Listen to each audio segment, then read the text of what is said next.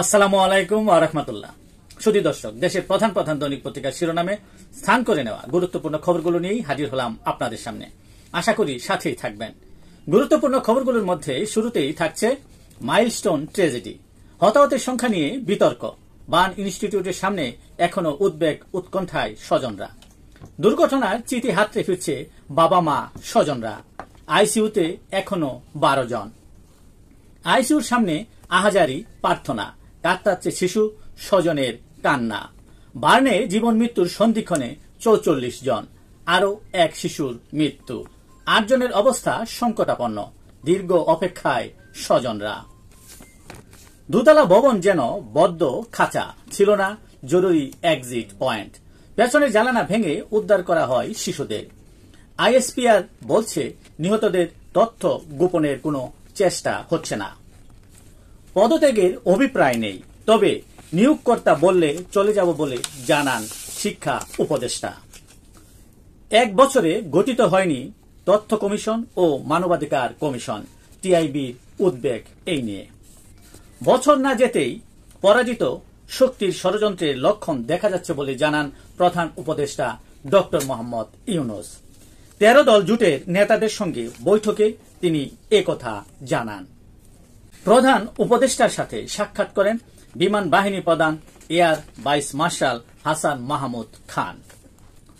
বাছাই কমিটি দিয়ে ইসি গঠন, সংবিধানে অন্তর্ভুক্তিতে ঐকমত্য, দলগুলো ছাড় দিয়েছে, এটি ঐতিহাসিক মোড় বলে জানান আলী রিয়াজ।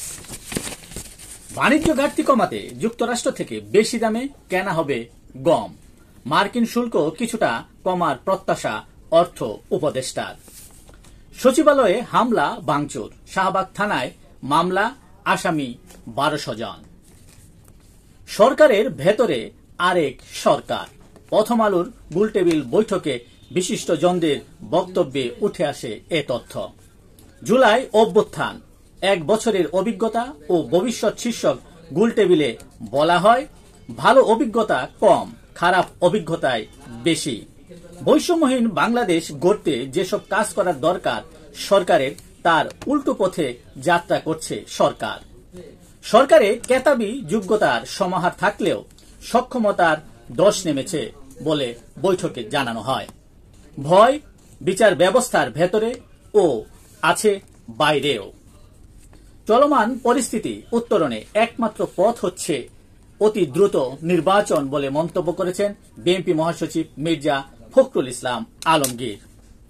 দেরিতে নির্বাচন চায় না, তবে যেন তেন কোনো নির্বাচন মানব না বলে জানান জামায়াত আমির ডক্টর শফিকুর রহমান।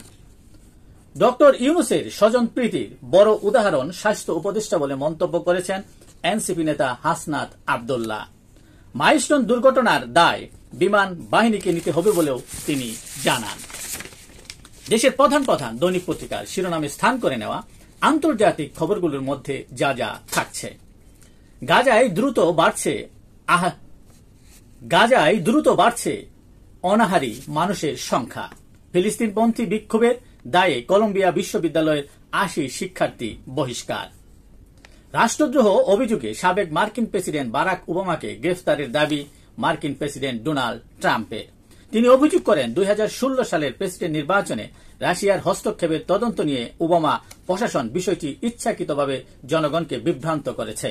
তবে ওবামা ট্রাম্পের অভিযোগকে ভিত্তিহীন ও অযৌক্তিক বলে দাবি করেছেন।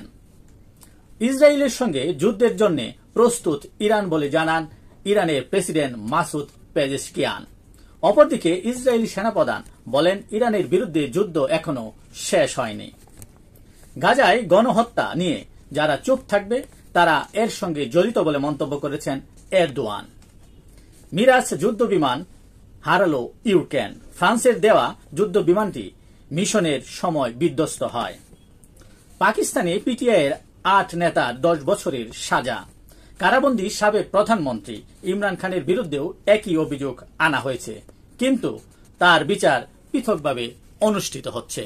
এই ছিল দেশের প্রধান প্রধান দৈনিক পত্রিকার শিরোনামে স্থান করে নেওয়া গুরুত্বপূর্ণ খবর, যা নিয়ে এতক্ষণ আপনাদের মাঝে উপস্থিত ছিলাম। আশা করি আপনাদের ভালোই লেগেছে। আজকের মতো এখানে, আবারও দেখা হবে আগামীকাল ঠিক একইভাবে। সে পর্যন্ত অবশ্যই ভালো থাকবেন, সুস্থ থাকবেন।